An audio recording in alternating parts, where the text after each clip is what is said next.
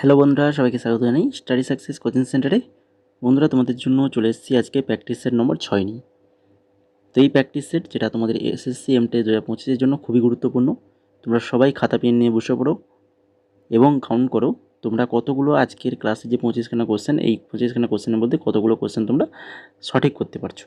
ঠিক আছে, যদি আজকে তোমরা এই 25খানা কোশ্চেনের মধ্যে তোমরা যদি 20খানা কোশ্চেন যদি সঠিক করতে পারো, তাহলে ভাববে যে হ্যাঁ, তোমার প্রিপারেশান ঠিকই রয়েছে। ঠিক আছে, তো অবশ্যই কাউন্ট করো। আর যারা নতুন রয়েছে তোমাদেরকে বলি, তোমরা যারা আমাদের মক টেস্টগুলো দাওনি, আমাদের সম্পূর্ণ ফ্রিতে মক টেস্ট নেওয়া হচ্ছে। তো সেই মক টেস্টগুলো যারা দাওনি, অবশ্যই বলবো আমাদের টেলিগ্রামে চলে যাও, ওখানে তোমরা মক টেস্টের লিঙ্ক পেয়ে যাবে।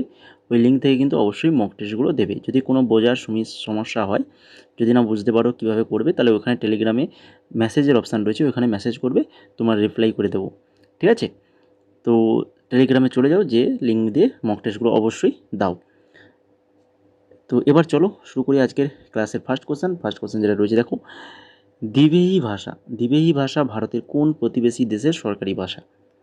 দিবেহি ভাষা এটা ভারতের কোন প্রতিবেশী দেশের সরকারি ভাষা? মালদ্বীপ, মায়ানমার, ভুটান না শ্রীলঙ্কা? কোনটা হবে সঠিক অ্যান্সার?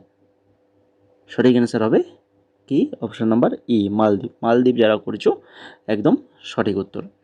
ঠিক আছে, এখান থেকে দেখে নাও, দিবেহি হলো মালদ্বীপের সরকারি ভাষা। এটি ইন্দো আর্য ভাষা পরিবারের অন্তর্ভুক্ত। লিখন পদ্ধতি হচ্ছে থানা লিপি। আর প্রায় 3 লক্ষ মানুষ এই ভাষায় কিন্তু কথা বলে। তারপরে দেখো 2 নম্বর কোশ্চেন, ভারতে কয়লা খনি জাতীয়করণ কোন সময়কালে হয়েছিল? ভারতে কয়লা খনি জাতীয়করণ কত সালে, কোন সময়কালে হয়েছিল? এটা সঠিক অ্যান্সার কী হবে? এটা সঠিক অ্যান্সার হবে অপশান নাম্বার সি, 1971 থেকে 1975। 1971 থেকে 1975 এই সময়কালে হয়েছিল ভারতের কয়লা খনি জাতীয়করণ। 1971 সালে কোকিং কয়লা খনি জাতীয়করণ করা হয়, আর 1973 সালে নন কোকিং কয়লা খনি জাতীয়করণ করা হয়। এরপর দেখো 3 নম্বর কোশ্চেন, ভারতে দ্রোণাচার্য পুরস্কার কবে প্রতিষ্ঠিত হয়েছিল? ভারতে দ্রোণাচার্য পুরস্কার কবে প্রতিষ্ঠিত হয়েছিল? সালগুলো দেখে নাও, 1987, 1983, 1981 না 1985? সঠিক অ্যান্সার কী হবে? না, সঠিক অ্যান্সার অপশান নাম্বার ডি হয়ে যাবে, 1985 সালে। তারপরে দেখো স্মৃতি মান্ধানা, নাম শুনেছ আশা করি অনেকেই। নিম্নলিখিত কোন খেলার সাথে যুক্ত স্মৃতি মান্ধানা? তো স্মৃতি মান্ধানা ইনি একজন আমাদের ক্রিকেটার, মহিলা ক্রিকেটার, আমাদের ভারতের মহিলা ক্রিকেটার স্মৃতি মান্ধানা। 5 নম্বর কোশ্চেন, কোন সাংবিধানিক সংশোধনী আইন রাজ্যের অর্থ কমিশন গঠন করেছিল? কোন সাংবিধানিক সংশোধনী আইন রাজ্যের অর্থ কমিশন গঠন করেছিল? সঠিক অ্যান্সার হবে অপশান নাম্বার ডি, 73তম সাংবিধানিক সংশোধনী আইন। রাজ্য অর্থ কমিশন হলো একটি সাংবিধানিক সংস্থা, কারণ এটি 73তম সাংবিধানিক সংশোধনী আইন 1992 অধীনে গঠিত হয়েছে। ধারা 280 এর অধীনে কেন্দ্রের অর্থ কমিশনের আদলে 1993 সাল থেকে ভারতের সমস্ত রাজ্যে রাজ্য অর্থ কমিশন প্রতিষ্ঠিত হয়েছিল। ভারতীয় সংবিধানের ধারা 243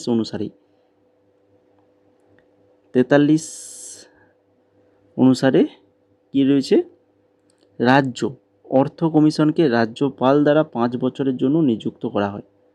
রাজ্যপাল কমিশনের জন্য অন্যান্য সদস্যদেরও সর্বাধিক 4 নিয়োগ করেন। তথ্যগুলো ভালো করে মনে রাখো, এক্সট্রা নোটসগুলো ইম্পর্টেন্ট রয়েছে তাই এখানে দিয়েছি। তারপরে দেখো 6 নম্বর, ভারত সরকার আইন 1935 মোট কয়টি তপশিল ছিল? ভারত সরকার আইন 1935 কয়টি তপশিল ছিল? 10খানা তপশিল ছিল। ভারত শাসন আইন 1935 ব্রিটিশ পার্লামেন্ট দ্বারা 1935 সালে আগস্টে পাস হয়েছিল। 321টি ধারা, 10টি তপশিল সহ। এটি ছিল ব্রিটিশ পার্লামেন্ট কর্তৃক পাস হওয়া দীর্ঘতম আইন এবং পরবর্তী ভারত শাসন আইন 1935 এবং বার্মা শাসন আইন 1935 এই দুটি ভাগে বিভক্ত হয়েছিল। লর্ড লিলিংথো ভারতের ভাইসরয় ছিলেন যখন 1935 সালে ভারত শাসন আইন পাস হয়েছিল। মনে রাখো, কোশ্চেনটা আসতে পারে। 1935 সালে ভারত সরকারের আইনের বেশিরভাগ বৈশিষ্ট্য ভারতীয় সংবিধান তৈরির জন্য ধার করা হয়েছিল। এরপরে চলে যাও 7 নম্বর কোশ্চেন, কোন বছরে হেনরি মোসলি এক্স রে ব্যবহার করে উপাদানগুলির তরঙ্গদৈর্ঘ্য পরিমাপ করেন এবং তা তাদের পারমাণবিক সংখ্যার সাথে সম্পর্কিত করেন? বলো কত সালে হেনরি মোসলি এক্স রের ব্যবহার করে উপাদানগুলির তরঙ্গদৈর্ঘ্য পরিমাপ করেন এবং তা তাদের পারমাণবিক সংখ্যার সাথে সম্পর্কিত করেন? সালটা হয়ে যাবে অপশান নাম্বার বি 1913 সালে। কোন প্রজাতির সবুজ শৈবাল, যা সাধারণত স্টোন ওয়ার্ড নামে পরিচিত, স্টোন ওয়ার্ড, প্রায়শই ভুল করে গাছের সাথে মিলিয়ে ফেলা হয়? মানে মনে হয় শৈবাল, সবুজ শৈবাল, মনে হয় যেন গাছ, যেটা সাধারণত স্টোন ওয়ার্ড নামে পরিচিত, সেই সবুজ শৈবাল সেটা কোন প্রজাতির? না, হচ্ছে চারা প্রজাতির যে সবুজ শৈবালগুলো হয়ে থাকে সেইগুলো। বিখ্যাত তবলাবাদক জাকির হোসেন, তাহলে জাকির হোসেন কোন বাদ্যযন্ত্রের সাথে যুক্ত? তবলা। সঙ্গীত ঘরানার সাথে যুক্ত, কোন সঙ্গীত ঘরানার সাথে যুক্ত? বলো।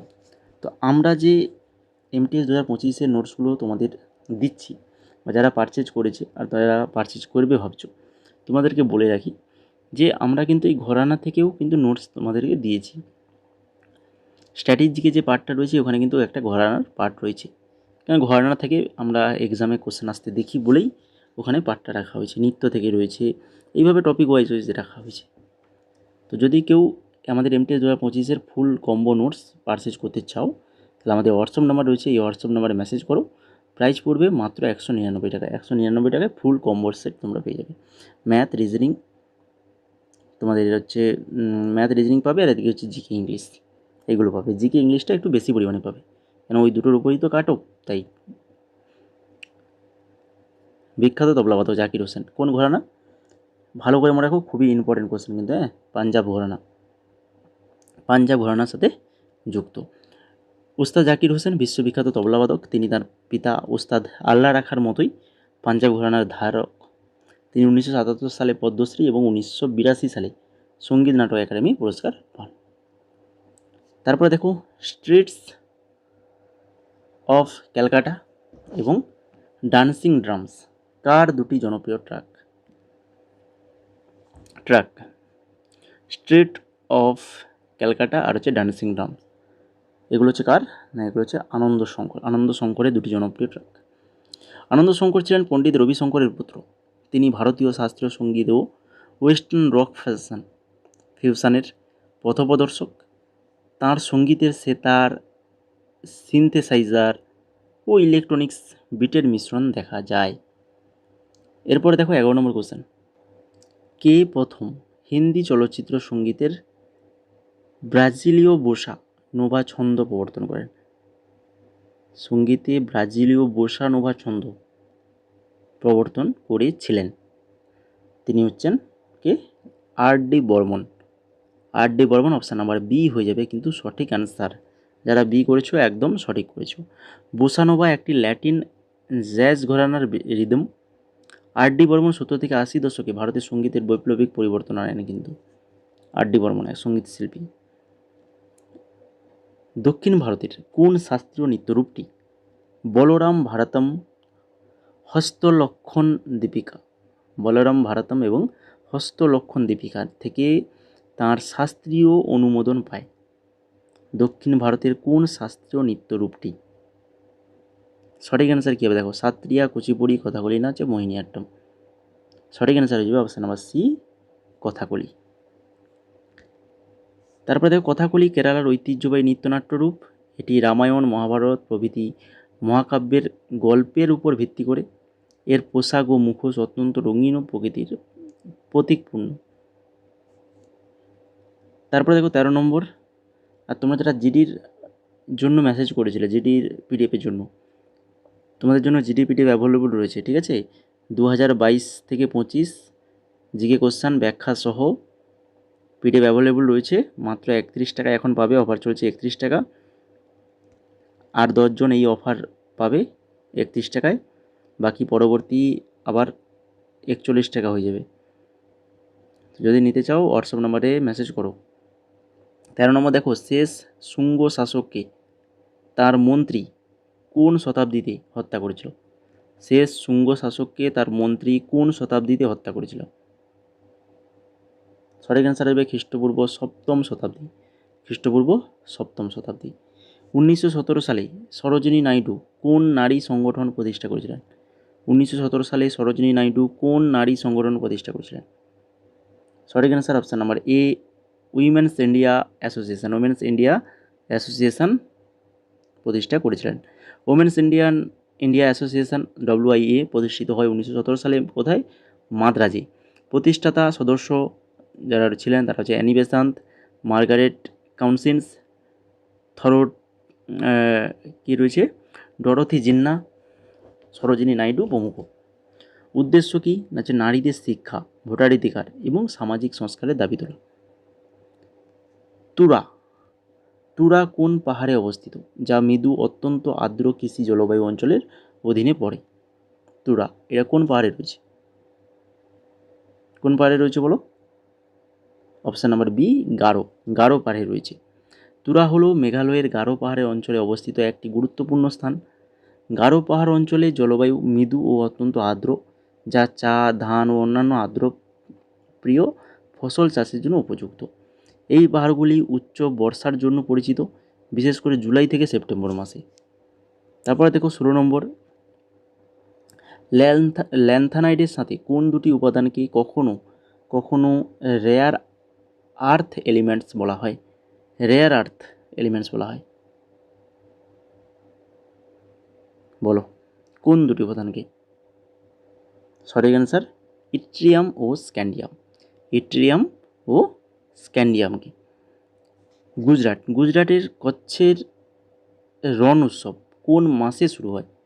তাহলে কচ্ছের রণ উৎসব এটা গুজরাটের রণ উৎসব, যেটা গুজরাটে পালিত হয়, কোন মাসে শুরু হয়? এটা নভেম্বর মাসে শুরু হয়। রণ উৎসব গুজরাটের কচ্ছের রণে পালিত একটি বার্ষিক সাংস্কৃতিক উৎসব। এটি নভেম্বর মাসে শুরু হয় আর হচ্ছে ফেব্রুয়ারি মাস পর্যন্ত চলে। মূল আকর্ষণগুলির মধ্যে রয়েছে সাদা লবণের মরুভূমি, লোকসঙ্গীত ও নৃত্য পরিবেশনা, উটের সাওয়ারি, অ্যাডভেঞ্চার স্পোর্টস এবং ঐতিহ্যবাহী গুজরাটি খাবার। এই ইভেন্টটি ধোর্ডো গ্রামে অনুষ্ঠিত হয়, যা প্রায়শই তার বিলাসবহুল তাঁবু থাকার ব্যবস্থার কারণে, বিলাসবহুল তাঁবু রয়েছে, সেই তাঁবু থাকার কারণে সেগুলোকে বলা হয় তাঁবু শহর বলা হয়, তাঁবু শহর হিসাবে পরিচিত। তারপরে দেখো অসমের কোন উৎসবটি সবচেয়ে আকর্ষণীয় ও অনন্য, যেখানে বিনিময় ব্যবস্থা জীবন্ত হয়ে ওঠে? অসম, যেখানে বিনিময় ব্যবস্থা কিন্তু রয়েছে। কোন উৎসবে এই বিনিময় ব্যবস্থাটা হয়ে থাকে? জুনবিল মেলা অনুষ্ঠিত হয় মরিগাঁও জেলা, অসমের মরিগাঁও জেলায়। এই মেলায় এখনও বার্টার সিস্টেম মানে হচ্ছে বিনিময় পদ্ধতি পালন করা হয়। বিভিন্ন উপজাতি তাদের পণ্য যেমন চাল, মাছ, বস্ত্র ইত্যাদি বিনিময় করে। আগেকার দিনে যে বিনিময় পদ্ধতি ছিল, একজন আরেকজনকে দেবে, কেউ কাউকে চাল দেবে, তার পরিবর্তে ধরো জেলে মাছ আর হচ্ছে আরেকজন ধরো চাল, দুজনের দুটো আর রয়েছে, তো একজনকে চাল দেবে আর তার পরিবর্তে আরেকজন তাকে কী দেবে? মাছ দেবে। এইভাবে যে বিনিময় প্রথাগুলো রয়েছে, সেই বিনিময় প্রথা এখন কিন্তু কোথায় রয়েছে তাহলে? মরিগাঁও জেলা, অসমের মরিগাঁও জেলায় এই জুনবিল মেলায় অনুষ্ঠিত হয়। ঠিক আছে, এরপরে দেখো 19 নম্বর, রোলিং প্ল্যান কখন গৃহীত হয়েছিল? রোলিং প্ল্যান এটা গৃহীত হয়েছিল কখন? ষষ্ঠ, অষ্টম না হচ্ছে সপ্তম পঞ্চবার্ষিকী পরিকল্পনার পরে। সঠিক অ্যান্সার পঞ্চম পঞ্চবার্ষিকী পরিকল্পনার পরে। ভারতে রোলিং প্ল্যান 1978 সালে শুরু হয়েছিল। ঠিক আছে, এই রোলিং প্ল্যান ধারাটি তৈরি করেছিল গুনার মার্দাল। রোলিং প্ল্যান হলো এমন একটা পরিকল্পনা যেখানে প্রতি বছর পরিকল্পনা কর্মক্ষমতা মূল্যায়ন করা হয় এবং এই মূল্যায়নের ভিত্তিতে পরের বছর একটা নতুন পরিকল্পনা করা হয়। ভারতের জনতা সরকার 1977 থেকে 78 সালে পঞ্চম পঞ্চবার্ষিকী পরিকল্পনা বাতিল করে এবং 1978 থেকে 73 সময়ের জন্য নিজস্ব ষষ্ঠ পঞ্চবার্ষিকী পরিকল্পনা চালু করে এবং এটিকে একটা রোলিং প্ল্যান বলে। তারপরে দেখো কোন পঞ্চবার্ষিক পরিকল্পনা প্রথমবারের জন্য তার সমাপ্তির আগে বন্ধ হয়েছিল এবং কেন? প্রথমবারের জন্য তার সমাপ্তির আগে বন্ধ হয়ে গিয়েছিল। একটা তো টাইম টেবিল থাকে প্রত্যেকটা পরিকল্পনা, পঞ্চবার্ষিক পরিকল্পনার, তো তার আগেই বন্ধ হয়ে গিয়েছিল এবং কেন হয়েছিল, তো সেটা হচ্ছে এই পঞ্চবার্ষিকী পরিকল্পনা, পঞ্চম যে পরিকল্পনা ছিল, যেটা সরকার পরিবর্তনের কারণে হয়েছিল। তারপরে দেখো 8ই আগস্ট 2024 রাজ্যসভায় উত্থাপিত বয়লার বিল 2024 কোন পূর্ববর্তী বয়লার আইন প্রতিস্থাপন করতে চায়? রাজ্যসভায় উত্থাপিত বয়লার বিল 2024 কোন পূর্ববর্তী বয়লার আইন প্রতিস্থাপন করতে চায়? তো সেটা হচ্ছে বয়লার আইন 1923টাকে প্রতিস্থাপন করতে চায়। 2024 সালে মুখ্যমন্ত্রী পদ হারানো ওয়াইএস জগনমোহন রেড্ডি সেপ্টেম্বর 2024 পর্যন্ত কোন রাজনৈতিক দলের সাথে যুক্ত ছিলেন? ওয়াইএস জগনমোহন রেড্ডি মুখ্যমন্ত্রী ছিলেন কোন দল? হচ্ছে যুবন শ্রমিক রাউথু কংগ্রেস পার্টি, অর্থাৎ ওয়াইএসআরসিপির এই ওয়াইএসআরসিপি তেলেগু দেশম পার্টি থেকে আলাদা হয়ে জলকল্যাণ এবং রাজ্য উন্নয়নের লক্ষ্য নিয়ে প্রতিষ্ঠিত হয়েছিল। জগনমোহন রেড্ডি এই দলের মাধ্যমে রাজ্য রাজনীতিতে নেতৃত্ব প্রদান করেছিলেন। এরপরে দেখো 23 নম্বর, ভারতীয় নৃত্যশিল্পী সোনাল মানসিংহ কোন বছর ভারতের দ্বিতীয় সর্বোচ্চ বেসামরিক পুরস্কার পদ্মবিভূষণ পেয়েছিলেন? দেখো আগের দিনই আলোচনা করেছিলাম না Sonal Man Singh, very very important, কিন্তু অনেক রকমের কোশ্চেন আসতে পারে, প্রত্যেকটা জেনে রাখো। আগের দিনের ক্লাসটা যারা দেখোনি ডেসক্রিপশনে লিঙ্ক রয়েছে, দেখে নেবে, ঠিক আছে? প্রত্যেকটা ক্লাস তোমাদের জন্য কিন্তু ইম্পর্টেন্ট রয়েছে। 2003 সালে পেয়েছিলাম। আরও অনেক কিছু কিন্তু আলোচনা করেছি সেখানে, তাই কি না? যারা দেখেছে তারা কিন্তু জানে, আর যারা দেখোনি আগের ক্লাসটা দেখে নাও। তারপরে 24 নম্বর, ডুবনিয়াম একটি কৃত্রিমভাবে উৎপন্ন তেজস্ক্রিয় ট্রান্স ইউরেনিয়াম উপাদান যার পারমাণবিক সংখ্যা হচ্ছে 105। ডুবনিয়াম তো পর্যায় সারণীর কোন গ্রুপে রয়েছে? এটা কোন গ্রুপে রয়েছে পর্যায় সারণীর? 7, 3, 5, 11 কোনটাতে? 5 রয়েছে, গ্রুপ 5-এ। ডুবনিয়াম একটি বা ডিবি যেটাকে বলে, বড় হাতের ডি ছোট হাতের বি, ডিবি একটি সিনথেটিক ট্রান্স ইউরেনিয়াম ধাতু যার স্থায়িত্ব খুব কম। এটি পঞ্চম গ্রুপের অন্তর্ভুক্ত, যার সাথে ভ্যানাডিয়াম, নিওবিয়াম, ট্যান্টালাম মতো ধাতু রয়েছে। প্রথম তৈরি হয় 1967 সালে এবং এটি প্রায়শই গবেষণামূলক ব্যবহারেই সীমাবদ্ধ। রাসায়নিক প্রতিক্রিয়ায় এটি ট্যান্টালাম সাথে মিল রাখে। লাস্ট কোশ্চেন আজকের ক্লাসের 25 নম্বর কোশ্চেন কী রয়েছে দেখো, যে তাপমাত্রায় তেল জ্বলতে শুরু করে যার ফলে খাবারে পোড়া স্বাদ আসে তাকে কি বলে? বলো। ধোঁয়ার বিন্দু। কি বলে? ধোঁয়ার বিন্দু। এই ধোঁয়ার বিন্দু হলো সেই তাপমাত্রা যেখানে তেল ধীরভাবে বাষ্পীভূত হতে শুরু করে এবং ধোঁয়া তৈরি করে। এই সময় তেল ভেজা খাবারের কার্যকরভাবে পোড়া স্বাদ তৈরি করতে পারে। সাধারণ উদাহরণ যে সর্ষের তেলে ধোঁয়ার বিন্দু প্রায় কত? 250 ডিগ্রি সেলসিয়াস, তার তিলের তেল 210 ডিগ্রি সেলসিয়াস। স্ফুরণ বিন্দু আরেকটা রয়েছে ওখানে অপশানে, স্ফুরণ বিন্দু হলো যেখানে তেল আগুনের সংস্পর্শে ছোটোভাবে জ্বলে ওঠে, ধোঁয়ার বিন্দুর চেয়ে সাধারণত কম, সেটাকে স্ফুরণ বিন্দু বলা হয়। ঠিক আছে, এই তো 25খানা কোশ্চেন আলোচনা হয়ে গেল। এবার তোমরা কিন্তু কমেন্ট করে জানাও কতখানা কোশ্চেন একদম সঠিক জেনুইন বলবে। ঠিক আছে, কতগুলো কোশ্চেন, যদি 20খানা, আমি বলেছিলাম যে 20খানা যদি কোশ্চেন অ্যান্সার ঠিক করতে পারো তাহলে তোমার প্রিপারেশান ঠিক রয়েছে। 20খানা যদি কমও হয় তো সেটাও অবশ্যই কমেন্ট করে জানাবে। ঠিক আছে, আর আমাদের যদি পিডিএফগুলো নিতে চাও প্রিপারেশান করার জন্য ভালোভাবে, তাহলে আমাদের এই পিডিএফ এখনও অ্যাভেলেবল রয়েছে, যেখানে তোমরা প্রিভিয়াস ইয়ার, স্ট্র্যাটেজিকে, current affairs, English A to Z সমস্ত কিছু নোটস তোমরা পাবে। আমাদের প্রাইভেট টেলিগ্রাম গ্রুপ করে দেওয়া রয়েছে, যেখানে ইতিমধ্যে অলরেডি 360+ স্টুডেন্ট কিন্তু অ্যাড হয়ে আছে। তো সেই গ্রুপে তোমাদেরকে অ্যাড করে দেওয়া হবে পেমেন্ট করার পরে। এই 4খানা যে স্ক্রিনে পিডিএফগুলো দেখতে পাচ্ছ, এগুলো তোমরা ডাউনলোড করতে পারবে এবং প্রিন্ট আউট করতে পারবে। ঠিক আছে, আর বাকি সকল নোটস তোমাদেরকে আমাদের ওই টেলিগ্রাম পেড যে গ্রুপ রয়েছে ওই গ্রুপে দিয়ে দেওয়া হবে। টপিক ওয়াইজ বা বিভিন্ন কারেন্ট অ্যাফেয়ার্স যেগুলো রয়েছে এগুলো, ঠিক আছে, এই যে প্র্যাকটিস সেটগুলো আমরা যেগুলো করাচ্ছি এর কোশ্চেন অ্যান্সার সহ পিডিএফ তোমরা পেয়ে যাবে ওই গ্রুপে। যদি নিতে চাও মাত্র 199 টাকা, হোয়াটসঅ্যাপ নাম্বার রয়েছে, ওই হোয়াটসঅ্যাপ নাম্বারে মেসেজ করো, তোমাদেরকে আমরা পেমেন্ট অপশান কীভাবে পেমেন্ট করবে তার প্রসেস বলে দেবো, বা ওই নাম্বার যে রয়েছে ওই নাম্বার পেমেন্ট করে স্ক্রিনশট আমাদেরকে যদি পাঠিয়ে দাও হোয়াটসঅ্যাপে, তাহলে তোমরা পিডিএফগুলো পেয়ে যাবে। এছাড়া আরও আমাদের অন্যান্য পিডিএফ রয়েছে। রিসেন্ট 2025-এর যে এক্সামগুলো হয়েছে, স্টেনো হয়েছে, এসএসসি জিডি হয়েছে, তো এগুলোর পিডিএফ অ্যাভেলেবল রয়েছে। আরআরবি এনটিপিসির এক্সাম হয়েছে, তো সেটারও পিডিএফ অ্যাভেলেবল রয়েছে গ্র্যাজুয়েশন লেভেলে যেটা। আর আন্ডার গ্র্যাজুয়েশনের কাজ চলছে, সিএইচএসএলের পিডিএফ অ্যাভেলেবল রয়েছে।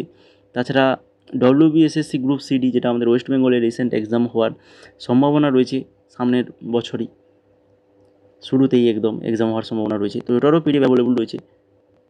তো স্বল্প প্রাইস, খুবই স্বল্প প্রাইসের মধ্যে পিডিএফগুলো পাবে। তো যেটা নিতে চাও আমাদের হোয়াটসঅ্যাপ নাম্বার রয়েছে, হোয়াটসঅ্যাপ নাম্বারে মেসেজ করো, ওখানে যদি প্রাইস বলে দেওয়া হবে, ডেমো দেখতে চাইলে ডেমোও দেখে দেওয়া হবে, বা আমাদের টেলিগ্রামে চলে যাও, ওখানে তোমরা কোন পিডিএফের প্রাইস কত, কোন প্রত্যেকটা পিডিএফের প্রাইস সহ তোমরা ডেমোর লিঙ্ক রয়েছে ওখান থেকে দেখে নিতে পারবে। ঠিক আছে, তো দেখো, ডেমো চাইলে ডেমো দেখো, টেলিগ্রামে যাও, দেখে পছন্দ হলে তারপরে নেবে। ঠিক আছে, তো আজকের ক্লাসটা এই পর্যন্তই। সবাইকে অসংখ্য অসংখ্য ধন্যবাদ ক্লাসটিকে শেষ পর্যন্ত দেখার জন্য।